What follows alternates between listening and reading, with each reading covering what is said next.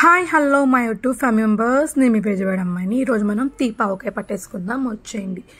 ఏంటి పిల్లకి ఏమైనా పిచ్చా తీపావకాయ అంటుంది అనుకుంటున్నారా? నిజమేనండి, తీపావకాయని. ఇది ఓల్డ్ అండ్ గోల్డెన్ రెసిపీ అండి. ఇది చాలా అంటే చాలా టేస్టీగా ఉంటుంది. అప్పట్లో మన తాతలు వాళ్ళందరూ ఇది తినేవారు. మజ్జిగన్నం ఇది కాంబినేషన్, పప్పు అన్నం కాంబినేషన్తో చాలా బాగుంటుంది. ఈ కాంబినేషన్ అనేది మా మమ్మీకి చాలా ఇష్టం. ఇయర్లీ వన్స్ ఒక్కసారి ఈ పచ్చడి పడుతుంది. కన్ఫామ్గా తనకి చాలా ఇష్టమైన పచ్చడి తనే పట్టేసుకుంటుంది. అసలు ఎలా చేస్తుందో, ఏమేమి కావాలో తను చేస్తున్నప్పుడు కనుక్కొని నేను వీడియో అనేది తీసానండి. ఆ వీడియో అప్లోడ్ చేస్తున్నాను. ఈ వీడియో కనుక మీకు నచ్చినట్లయితే లైక్ చేయండి, షేర్ చేయండి, సబ్స్క్రైబ్ చేసుకోండి. ఇప్పుడు రెసిపీలోకి వెళ్ళిపోదాం, వచ్చేయండి.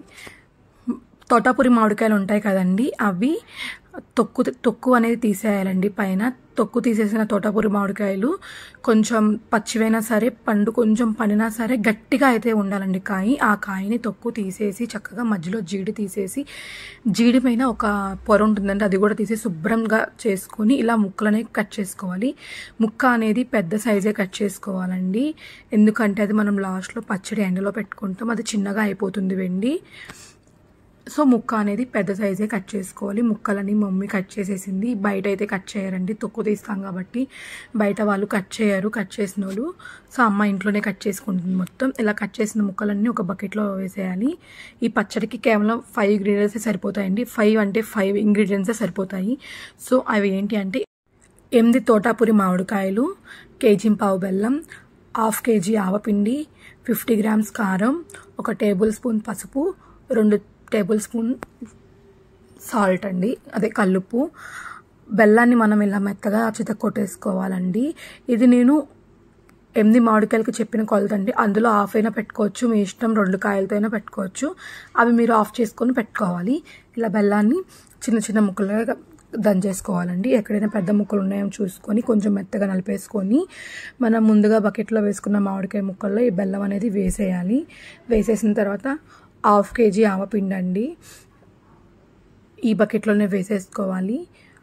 50 గ్రాముల కారం, 1 చెంచా పసుపు, నేను చెప్పాను కదండి 2 స్పూన్స్ కల్లుప్పు వేసుకొని ముక్కకి బాగా పట్టేలాగా మనం కలిపేసుకోవాలి.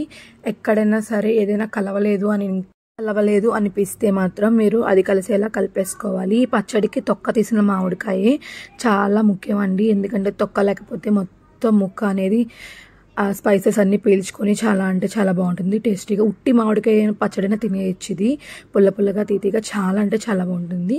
ఇలా 1 day అయిపోయాక అది బెల్లం అంతా కరిగి వాటర్లా వస్తుందండి. ఆ వాటర్లో వచ్చిన బెల్లాన్ని మనం నెక్స్ట్ డే ఒక పళ్ళెంలో పోసి ఎండలో పెట్టుకోవాలండి. ఎండలో పెట్టుకొని కలుపుకొని ఎండలో ఉంచుకొని ఒక 4 days అనేది ఎండబెట్టుకోవాలి. ఎండబెట్టుకున్నాక అది మనకి జిగురు పాకంలాగా వస్తుంది. జిగురుగా వచ్చిందంటే పచ్చడి అనేది అయిపోయినట్టండి. తీసేసుకొని ఒక ఎయిర్ కంటైనర్లో స్టోర్ చేసేసుకుంటే 1 year కన్ఫామ్గా నిల్వ ఉంటుందండి. ఈ వీడియో కనుక మీకు నచ్చినట్టయితే లైక్ చేయండి, షేర్ చేయండి, సబ్స్క్రైబ్ చేసుకోండి guys please. Thank you for watching.